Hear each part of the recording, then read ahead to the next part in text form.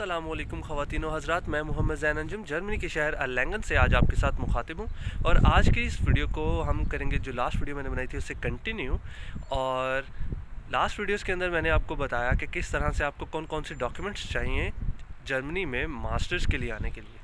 इसी तरह उसकी नेक्स्ट वीडियो के अंदर मैंने आपको बताया कि आप किस तरह से यूनिवर्सिटीज़ को फ़िल्टर आउट करेंगे और कैसे ढूंढेंगे कि आपकी काम की यूनिवर्सिटीज़ कौन सी हैं और वो कौन सी यूनिवर्सिटीज़ हैं जो कि वो कोर्स ऑफ़र कर रही हैं जो कि आपको चाहिए। अब इस वीडियो के अंदर हम क्या करने वाले हैं, इस वीडियो के अंदर हम डिस्कस करेंगे कि वो यूनिवर्सिटीज़ जो आपने फ़िल्टर आउट की थी आप उनमें अप्लाई कैसे करेंगे। सो यहाँ तक आपने यूनिवर्सिटीज़ को फ़िल्टर आउट कर लिया।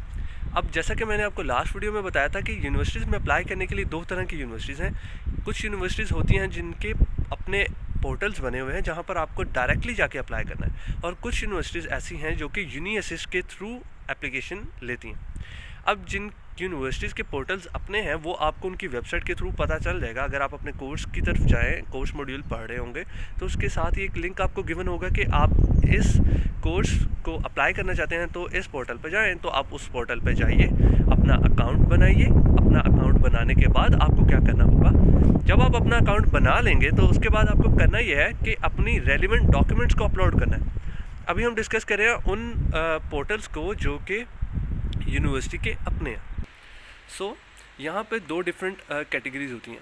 अगर आप यूनिवर्सिटी के अपने पोर्टल पे अप्लाई करें तो वो नॉर्मली फ्री होता है, लेकिन हर यूनिवर्सिटी में अप्लाई करना फ्री नहीं होता। तो आपको ये भी देखना है, जब आप फ़िल्टर आउट कर रहे होंगे तो आपने एक चीज़ ये भी देखनी है कि क्या इस यूनिवर्सिटी में अप्लाई करने के लिए इनका अपना पोर्टल है या यूनिवर्सिटी के थ्रू अप्लाई करना है, और अगर इनका अपना पोर्टल है तो क्या वो पैसे चार्ज करता है या नहीं। सो ये तमाम इन्फॉर्मेशन आपने पहले ही रख लेनी है। अब फॉर एग्जांपल हम एग्जांपल लेते हैं कि आप FAU में अप्लाई करना चाहते हैं। सो FAU में आप अप्लाई करना चाहते हैं मास्टर्स इन डाटा साइंस। सो अगर आप डाटा साइंस में FAU में अप्लाई करना चाहते हैं तो आपको क्या करना पड़ेगा, आपको एक लिंक मिल जाएगा कैंपो।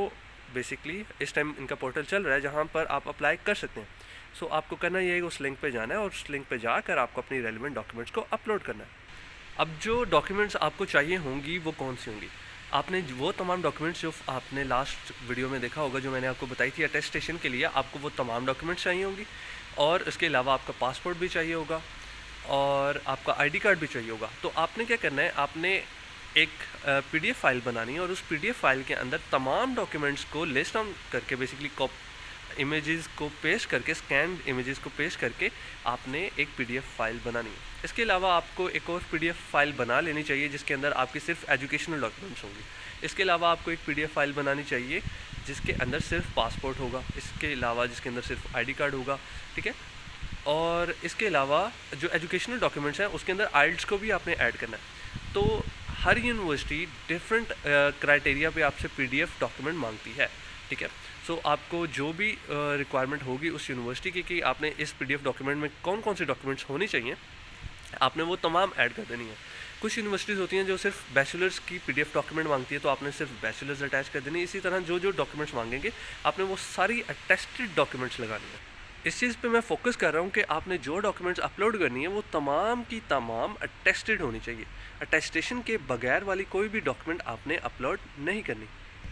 सो अब हो गई हैं आपकी तमाम डॉक्यूमेंट्स अपलोड, और इन तमाम डॉक्यूमेंट्स को अपलोड करने की और इस एप्लीकेशन को सबमिट करने की हो सकता है कि कोई फ़ीस ना हो, ठीक है। FAU का क्योंकि हमने केस लिया था, एग्जांपल ली थी, तो यहाँ पर अप्लाई करने के लिए कोई भी फ़ी रिक्वायर्ड नहीं है। इसी तरह आपको बहुत सी यूनिवर्सिटीज़ मिल जाएंगी जहाँ पर आप अप्लाई करने के लिए आपको कोई भी फ़ी नहीं चाहिए।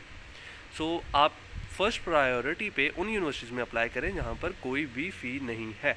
और एक चीज़ का ख्याल रखिएगा कि जब भी आपने यूनिवर्सिटी में अप्लाई करना है तो ऐसा नहीं है कि आपके पास सारे डॉक्यूमेंट्स हैं और फिर आप जल्दी से अप्लाई कर लेंगे। नो, आपको अप्लाई करने के लिए ऑलमोस्ट मिनिमम आधा घंटा लगेगा, और वो आधा घंटा तब लगेगा जब आप एक्सपर्ट हो जाएंगे डॉक्यूमेंट्स को अपलोड करने में, और उन तमाम डॉक्यूमेंट्स, वो जो तमाम डॉक्यूमेंट जो आपको चाहिए वो आपके पास मुहैया होंगी। फिर भी आपको आधा घंटा लगेगा एक एप्लीकेशन को प्रोसेस करने में। एक बहुत ही इंपॉर्टेंट डॉक्यूमेंट के बारे में तो मैं भूल ही गया, और वो डॉक्यूमेंट आपको लाजमी चाहिए, और वो डॉक्यूमेंट है letter of motivation. Letter of motivation basically आपने लिखना होता है हर यूनिवर्सिटी के लिहाज से डिफरेंट होता है, डिपेंडिंग अपॉन योर कोर्स कि आप कौन सा, हर सेम कोर्स आपको मल्टीपल यूनिवर्सिटी में अक्सर ऐसा होगा कि नहीं मिलेगा, ठीक है। तो किसी में आप एआई कर रहे हैं, किसी में आप डाटा साइंस कर रहे हैं, तो आपने अपना लेटर ऑफ मोटिवेशन लिखना है और उसको चेंज कर लेना है उस स्पेसिफिक यूनिवर्सिटी के लिहाज से और उस पर्टिकुलर कोर्स के लिहाज से। सो लेटर ऑफ मोटिवेशन बेसिकली होता क्या है कि आपको अपनी मोटिवेशन बतानी होती है कि आप इस यूनिवर्सिटी में क्यों अप्लाई कर रहे हैं, आपको ये बताना होता है और जस्टिफाई करना होता है कि आप इस स्पेसिफिक कोर्स में क्यों अप्लाई कर रहे हैं, जर्मनी में ही क्यों अप्लाई कर रहे हैं, और आपको इसके अलावा अपना बैकग्राउंड देना पड़ता है कि आपको वो क्यों रखें, ऐसी क्या चीज़ ख़ास है आपके अंदर कि वो बाकी एप्लीकेंट्स को छोड़कर आपको एडमिशन ऑफ़र करें। सो लेटर ऑफ मोटिवेशन के अंदर बेसिकली जैसे नाम से जाहिर है आपको वो लेटर लिखना होता है जिसके अंदर आपकी मोटिवेशन पता चलती है कि आपकी एक्चुअल मोटिवेशन है क्या, कि आप अप्लाई कर क्यों रहे हैं और आपको वो क्यों रखें। सो सबसे इम्पॉर्टेंट जो आपकी डॉक्यूमेंट्स में होता है वो आपका लेटर ऑफ मोटिवेशन ही होता है।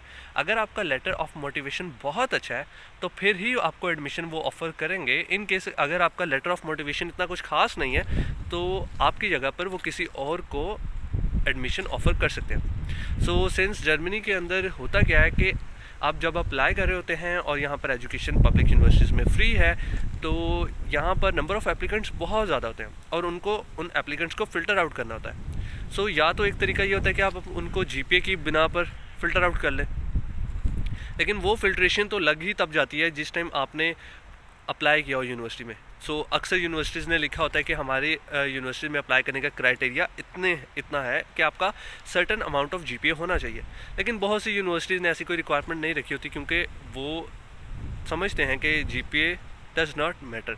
लेकिन मैं आपसे ये नहीं कहूँगा GPA does not matter, GPA matter करता है, लेकिन आपका लेटर ऑफ मोटिवेशन ज़्यादा मैटर करता है इन केस अगर आपको एडमिशन चाहिए। तो सिंस आपको एडमिशन चाहिए तो आपको लिखना है बहुत बहुत बहुत अच्छा लेटर ऑफ मोटिवेशन। और ऐसा मत कीजिएगा कि आप किसी और से लिखवा लीजिए, आप अपने मुताबिक अपने बारे में बहुत बेहतर जानते हैं, कोई दूसरा आपके बारे में उतना अच्छा नहीं जानता, तो आपको अपने बारे में जो इन्फॉर्मेशन लिखनी है वो लिखें और उसके बाद बताएं कि आपकी क्या मोटिवेशन, आप क्यों आना चाहते हैं और क्यों ये कोर्स करना चाहते हैं यहाँ से और इस यूनिवर्सिटी से ही क्यों करना चाहते हैं। सो ये सारी चीज़ें जब आप करेंगे तो इंशाल्लाह आपका अच्छा लेटर ऑफ मोटिवेशन लिखा जाएगा और एक अच्छा लेटर ऑफ मोटिवेशन अगर आप लिख लेंगे तो इंशाल्लाह आपको एडमिशन भी ज़रूर मिलेगा। सो अब आपने कर लिया है, आपने अपना लेटर ऑफ मोटिवेशन क्योंकि तैयार कर लिया है और ये सारा कुछ कर लिया है, तो इसके बाद आप क्या करें, इसके बाद हाँ, लेटर ऑफ मोटिवेशन के अंदर आप अपनी को करिकुलर एक्टिविटीज़, अपनी अचीवमेंट्स, कुछ भी कोई भी चीज़ आपके पास है, आप उस जो आपको डिफ्रेंशिएट करती है आप उसको लास्ट में ऐड करें और इसके अंदर लास्ट में बताएं कि आपका कल्चर और किस तरह से ये चीज़ें आपको फ़ायदा देती हैं और देंगी, आप किस तरह से इन चीज़ों में अट्रैक्ट होते हैं। जब आप ये सारा कुछ कर लेंगे और फिर उसके बाद अपने डॉक्यूमेंट्स को अपलोड कर देंगे और अपलोड करके आप अप्लाई कर देंगे तो इंशाल्लाह आपका जो एडमिशन है वो हो जाएगा। सो आई गेस यहाँ तक मैंने आपको काफ़ी अच्छा बता दिया कि किस तरह से आप अप्लाई कर सकते हैं यूनिवर्सिटीज़ के अंदर, जर्मन यूनिवर्सिटीज़ के अंदर। और हाँ, आपके पास एक दूसरा मेथड मैंने आपको नहीं बताया जो कि यूनिवर्सिटीज़ के थ्रू है, वो कुछ आपको बताने के लिए मुझे स्क्रीन भी चाहिए होगी इन केस अगर मैं लैपटॉप से बना सकूँ तो। यूनिवर्सिटीज़ में अप्लाई करना एज सिंपल नहीं है जिस तरह मैंने ये आपको बताया, उसके अंदर थोड़ा सा प्रोसेस है जो एक्सप्लेन करना पड़ेगा। सो तब तक के लिए अपना बहुत ज़्यादा ख्याल रखिएगा, इस वीडियो को करते हैं एंड अपना बहुत ज़्यादा ख्याल रखिएगा, दुआओं में याद रखिएगा। टेक केयर, अल्लाह हाफिज़।